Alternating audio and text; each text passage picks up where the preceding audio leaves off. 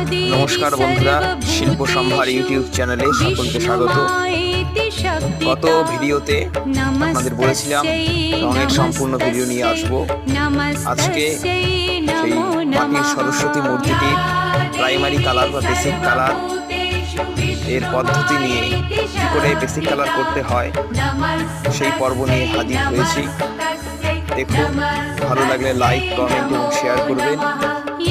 এই লক্ষ্মী মূর্তিটির সম্পূর্ণ সাজ, সম্পূর্ণ রূপ দেখতে হলে অবশ্যই চোখ রাখবেন শিল্প সম্ভার ইউটিউব চ্যানেলে এবং সাবস্ক্রাইব বাটনে ক্লিক করে সহযোগিতার হাত বাড়িয়ে দেবেন। ধন্যবাদ।